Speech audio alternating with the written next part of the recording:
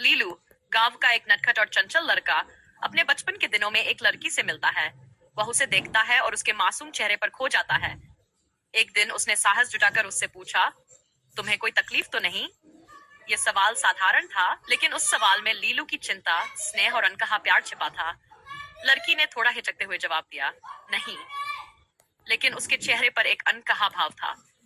लीलू की यह सवाल उस लड़की के दिल में हमेशा के लिए बस गया। समय बीत गया। लड़की की शादी किसी और से हो गई। लीलू, जो उसे कभी भूल नहीं पाया, सेना में भर्ती हो गया। दुनिया बदल चुकी थी, लेकिन लीलू के दिल में वह सवाल अभी गूंजता था, तुम्हें कोई तकलीफ तो नहीं? युद्ध के मैदान में प्रथम विश्व युद्ध छिड़ चुका था। लीलू को पता चला कि उसका अफसर वही व्यक्ति है जिससे उसकी बचपन की प्रेमिका ने शादी की थी। जीवन ने उसे कितनी अजीब स्थिति में ला खड़ा किया था।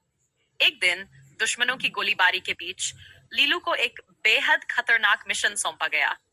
उसे एक संदेश ले जाना था, एक ऐसा संदेश जो पूरे दस्ते की जान बचा सकता था। लीलू ने अपने दिल को मजबूत किया। उसने सोचा, मुझे यह करना ही होगा, चाहे मेरी जान ही क्यों न चली जाए। गोलीबारी के बीच दौड़ते हुए लीलू गंभीर रूप से घायल हो गया। खून से लथपथ होकर भी उसने वह संदेश अपने अफसर तक पहुंचाया। अपने आखिरी सांसों में उसने अफसर से कहा, आप बच गए, यही काफी है। अफसर ने चौंक कर पूछा, तुम कौन हो, ये क्यों किया? लीलू ने मुस्कुराते हुए कहा, मैं वही हूं जिसने एक बार पूछा था, तुम्हें कोई तकलीफ तो नहीं? और ये कहते हुए लीलू ने अपने प्राण त्याग दिए। भावनाएं और संदेश। यह कहानी निस्वार्थ प्रेम का एक अनोखा उदाहरण है।